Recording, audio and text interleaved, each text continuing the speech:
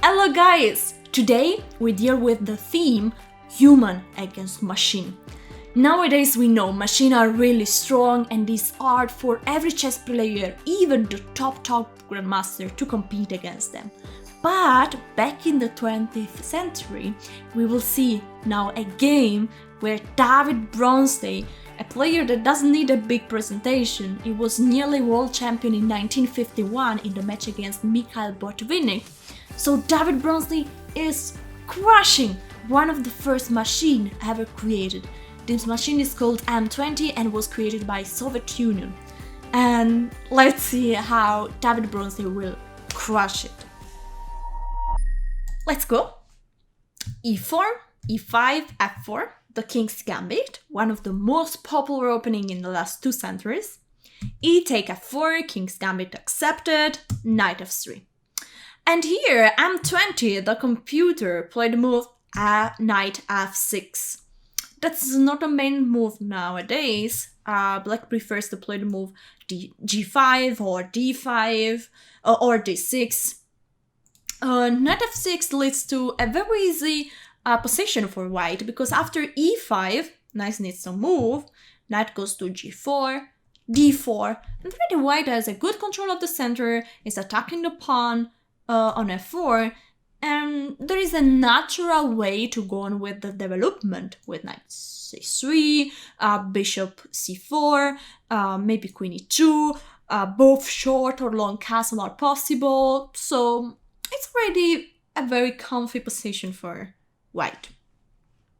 Black played the move G5, protecting the pawn on F4, Knight F3, and Knight E3. I want to point out that this knight moved already 3 times, and it's a good moment to remember everyone that chess is not a solo game. You don't play with just one piece, but you need the whole team, all the pieces. So please don't move the same piece a lot of time in a row. That's not a good stuff to do. Queen E2, just moving away the queen. Now white is threatening to take here twice, to take on E3 twice, and so to win back the pawn. That's why the computer took the bishop on F1, moving the knight 4 times. And here white could just take back, rook take F1, and the position is just better for white. White is a pawn down, but probably it will take back the pawn with some move like H4 at one point, and can just go on with Bishop D2, long castle. White is doing simple again, great. But here, white wanted more. Wanted to exploit the fact that this knight moved a lot of time, and so all the other black pieces are still in the starting square. And white played the move Knight E4, threatening Knight F6 check, forcing the king to move to E7, so the king cannot castle anymore. The king will stay forever in the center, and white will try to deliver a fast checkmate. So here, black loves material, played the move Knight E3, just going back with the knight. But actually this is not really the greatest idea, because in this position the computer should have played the move Bishop E7, because material is not everything. It's better sometimes to not win up a piece, but to have a king safe. And Bishop E7 would avoid the move Knight F6. But this didn't happen. Knight went to E3, and after Knight F6 check, the king is in the middle. King E7. And here, attention, we reached already a critical moment. David Bronstein had the chance to finish even earlier this game. He played here the move Bishop D2, but that's a bit slow. He could have played the move Bishop take E3. After F take E3, Knight takes G5. And now, it's really hard to play here with black. There are so many threats, so many ideas for white, that this position is really already extremely critical. Let me show some ideas for white. Idea number 1, Queen H5 with the idea of taking on F7 mate. and there is no way for the queen to protect on e8 because the knight is controlling that square. There is also no way for the knight to protect this point or for the bishop, so it's very hard already to protect, to defend against this threat. But another idea is also knight e5 check, forcing the king to go to e8, and then taking on f7, attacking queen and rook. And after king take f7, long castle, short castle with check would bring another piece into the attack. And so this is idea number 2. Another idea could be the direct knight take f7, and after king take f7, queen h5 check. So white has so many attacking ideas that this position is just lost for black. But Bronstein played a bit slower and didn't take on e3 and went with the move knight e2. This move seems actually like a blunder because it's leaving c2 unprotected.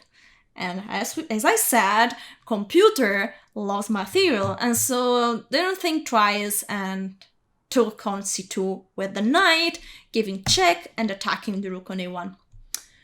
King f2 and knight take a1. So now black is a rook and a piece up. That's really a lot of material, so Bronstein needs to be fast and to do something concrete against this juicy king in the center. Knight e5. And here the computer went all in. He didn't play the move king e8, that would be the safe move. It's true that white here has at least a perpetual, but probably to repeat the moves with knight f6, knight e5 is the best chance for white here, as black is going to play bishop e7, maybe knight f6, c6, or also c6, and the white attacking chances are limited. But luckily for white, the computer M20 wanted more and played the move king to e6, attacking the knight on d5. Here, after a move like knight c3, this position would start to be very good for black, because black has an opportunity to protect the king and to get a good position. Of course, here there is a threat of d5. This is a good check. And a move like c6 would be very, very strong here for black, controlling the square on d5, and after a check like queen c4, black could play the move d5. Here the only way to seriously go on with the white pieces is to play e take d6 check, but after king d6, the kings get this important square, the safe square on c7, and black is ready to play bishop e6, knight e7, bishop to e7 or g7, so black can defend this position. And let's not forget, black is a rook up. So here white needs to play in other ways. Let's go back a few moves, and instead of knight c3, Bronstein played the move queen c4, threatening a lot of discovery check with the knight. Here the computer played the move b5. M20, the computer thought he was already winning because the pawn is attacking the queen and there is not a safe square for the queen to go, protecting the knight. After queen take b5, c6 would lead to a winning position for black because black is winning another piece, and also the pawn from d5 is really well protecting this position. But here, luckily for Bronstein, there are some good opportunities for white. Here, Bronstein played the move knight take g5 check. And now we are in a position where there are a lot of concrete lines that leads to checkmate for white. A small spoiler, in this position, computer says mate in 9. So let's see how is this mate in 9 that Bronstein saw in this position. So the king cannot go to d6, to e7, to f6. So the only two moves for black are king f5 or queen take g5. Let's start with king f5. White would give a check with the queen on d3. Again, the king cannot go to this square. The only way is to play king g4 or king take g5. After king take g5, we have bishop take f4 check. King needs to go to h5, and we have queen f5 with mate at the next move. If the king goes to g4, it seems obvious there must be mate in this position, but let's see the mate. Let's see it. We have queen h3 check, king take g5, bishop take f4, only way king g6, and after queen g4, we have the mate at the next move with queen g5, queen take g5. So definitely going to f5 is not a safe way for black, and this is also quite intuitive because the king is really going towards the white pieces. So that's why the computer M20 played here the move queen take g5. And now we have a series of great moves for white, starting with knight takes c7 check, double check with queen and knight. King needs to go to e7.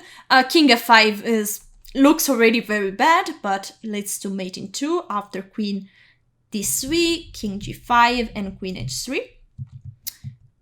So king e7 is the only reasonable move. Knight d5 check. King goes back to e6. And now, after knight take f4 check again, and king e7, there is an important difference. The pawn is missing on f4, and so it means that the diagonal is open. The bishop on d2 is attacking the queen after knight d5 check.